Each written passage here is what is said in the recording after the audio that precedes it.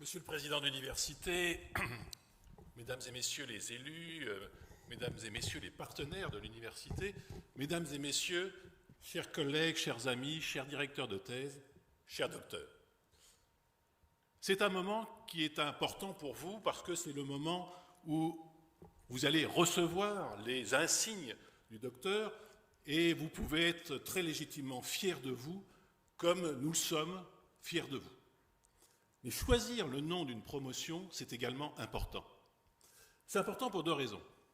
La première, ça veut dire que promotion, ça veut dire que vous reconnaissez que vous êtes solidaires entre vous pendant ces années, certes exaltantes, pas toujours, que vous êtes solidaires avec vos directeurs de thèse et avec l'ensemble de l'équipe de recherche. Et ça, c'est important de reconnaître que cette promotion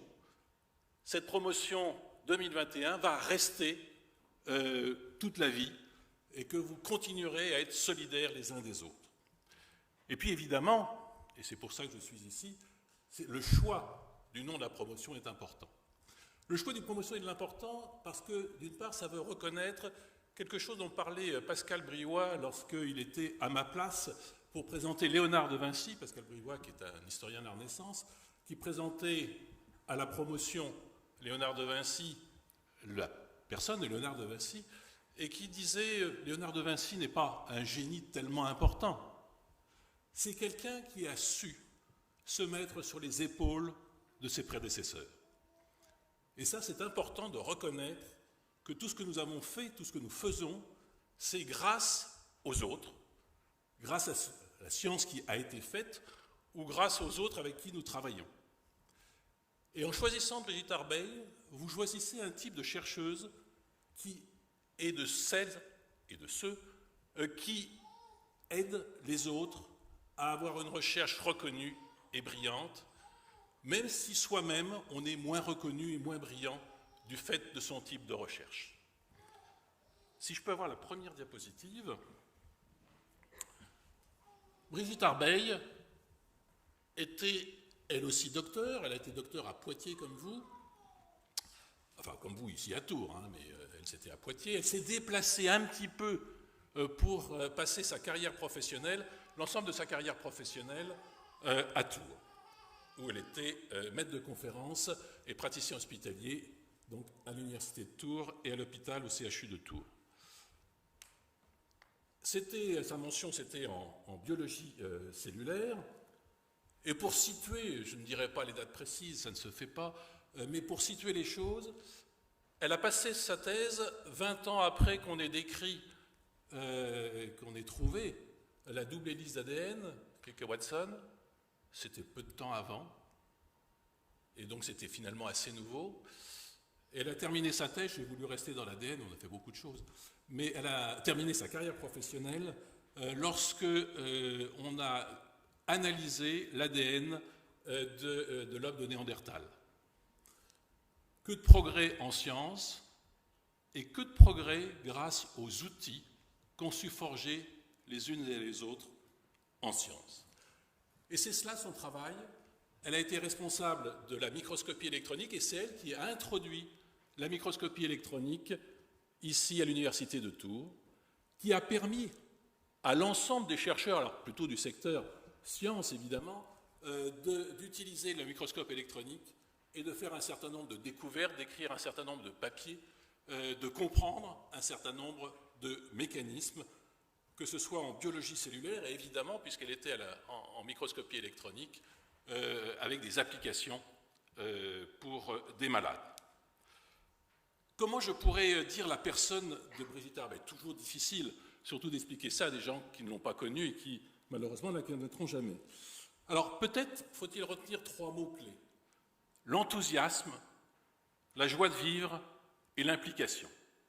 Et ça, c'est vraiment 3 choses que je souhaite que vous gardiez, acquis sûrement pendant vos études et en particulier pendant la thèse. L'enthousiasme.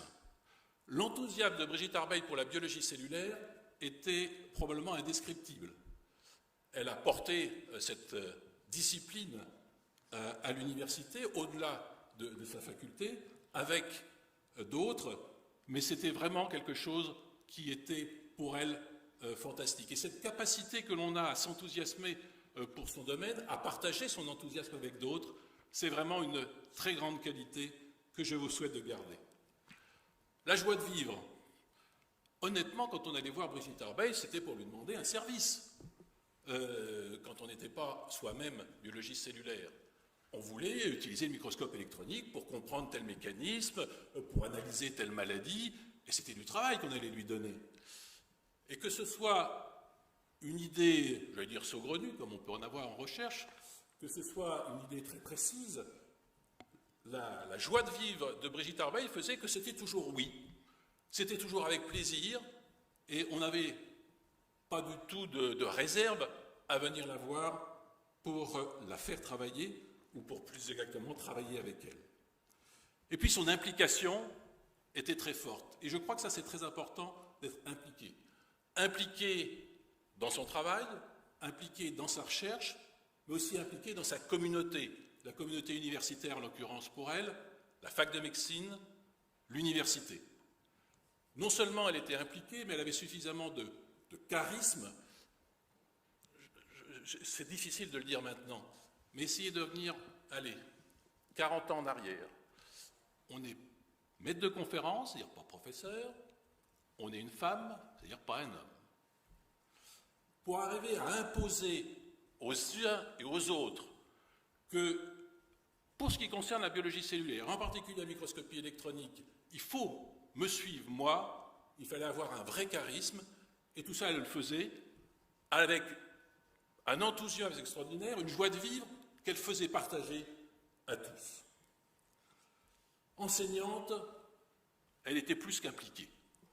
Elle était plus qu'impliquée, là aussi, c'est un peu spécifique à la médecine, ou c'était, parce que c'est un temps révolu, 1800 personnes dans un amphithéâtre, pas dans 2 amphithéâtres, un en présentiel, l'autre en distanciel, avec une ambiance certaine pour les premières heures, où il y avait un peu d'eau qui débordait, avec quelques papiers qui volaient, et il fallait un peu plus de 10 minutes pour que tout ça se calme et qu'elle s'impose.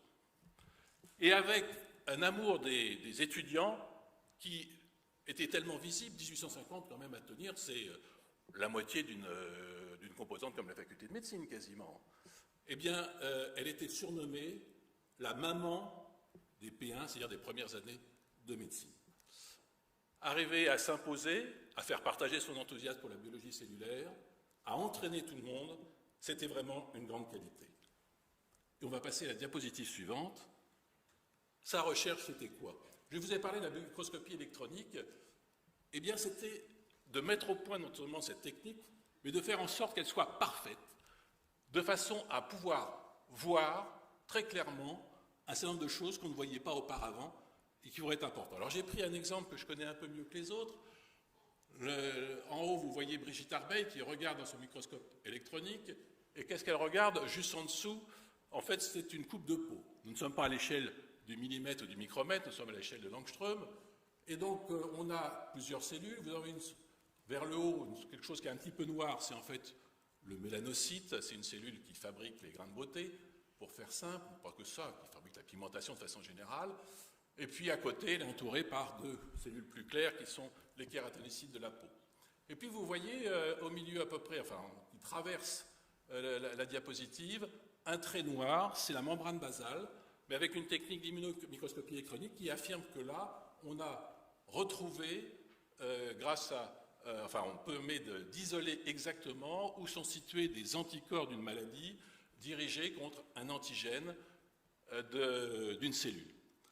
C'est illustratif, ça permet de mieux comprendre pour les chercheurs, et ça a été beaucoup plus loin, puisqu'on a fini par comprendre que ce qu'on appelait une maladie dans son ensemble, dont certains malades résistaient au traitement habituel sans qu'on sache pourquoi, eh bien c'est parce que ce que vous voyez là, donc cette répartition d'anticorps était parfois différente, c'est-à-dire que c'était en fait pas exactement le même antigène cible, et donc ça a permis de comprendre pourquoi certains malades résistaient au traitement, et donc évidemment d'aller chercher d'autres traitements et de traiter ces malades. Mais finalement, qui a eu dirais, la place principale dans la reconnaissance de cela. Ce n'est pas Brigitte Arbeil, en l'occurrence, je peux le dire, donc c'est plutôt moi. Mais qui a été à la source de la découverte? C'était Brigitte, bien sûr. Vous comprenez qu'on s'entendait plus que bien et qu'on pouvait partager à la fois cette injustice, on peut le dire, et à la fois surtout ce grand plaisir d'avoir découvert quelque chose qui finalement est utile aux malades. Et c'est ça la grande réussite de Brigitte Arbeil. C'est l'humilité qu'elle a toujours gardée.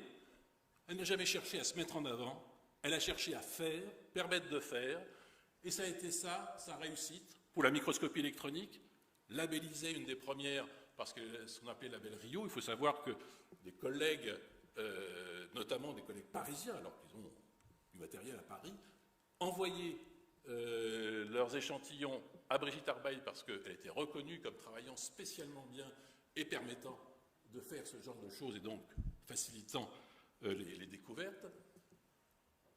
Et puis après, elle s'est impliquée, en même temps d'ailleurs, elle s'est impliquée dans la vie, alors dans la vie de la fac de médecine, je vais vous passer ça assez vite, mais aussi dans la vie de l'université. Parce qu'à un moment, il a fallu se dire que ces instruments divers et variés, on ne va pas chaque composant, à la faculté de médecine et de sciences, chacun avoir les siens, je ne parle pas de la pharmacie, chacun avoir les siens. Donc il allait falloir faire quelque chose ensemble. Et donc on a décidé de faire ce qu'on appelle un programme pluriformation, analyse des systèmes biologiques. Ça devait être dans les années 2005-2007, quelque chose comme ça. Et quand j'ai posé la question à un certain nombre de collègues, j'allais dire haut placés, en fac de sciences, professeurs, de dire à qui on va demander, qui se ferait consensus, la réponse de l'un d'entre eux était de dire, mais Loïc, il n'y en a qu'une, c'est Brigitte. C'est la plus compétente, c'est celle qui sait entraîner tout le monde. Et effectivement, c'est ce qui s'est passé. Nous lui avons confié cette responsabilité et elle a réussi à entraîner tout le monde. Cette capacité d'entraînement, c'est aussi quelque chose qui est important en recherche. On ne réussit jamais tout seul. Et c'est pourquoi après, elle a pris des responsabilités. Elle a été au conseil scientifique de l'université, elle a été membre du conseil d'administration de l'université de Tours, où elle a, je pense, impressionné un certain nombre des collègues par ses interventions, qui n'étaient pas très fréquentes, mais tout à fait ciblées, et en particulier en faveur des étudiants. Et ça, je crois que certains d'entre nous, nous rappelons de ces interventions au conseil d'administration. Alors oui, Brigitte Arbeil, c'est un bon choix pour une promotion, parce que c'est un choix à la fois exemplaire, c'est un choix inhabituel, mais c'est un choix qui peut être aussi un choix de vie pour chacune et chacun d'entre nous. Et donc, pour conclure, je voudrais citer cette phrase d'Axel Kahn. Axel Kahn était un biologiste qu'elle aimait, biologiste connu par ailleurs, mais que Brigitte Arbeil aimait beaucoup, à la fois pour son côté biologiste évidemment, mais aussi pour son côté, qu'on dirait plus philosophe, avec des guillemets. Et je crois que cette phrase pourrait être prononcée par Brigitte Arbeil. Après la mort, il y a peut-être le souvenir que vous pourrez garder de moi, et ça, c'est une forme d'immortalité. Merci pour Brigitte Arbeil. Merci beaucoup, Monsieur Vaillant.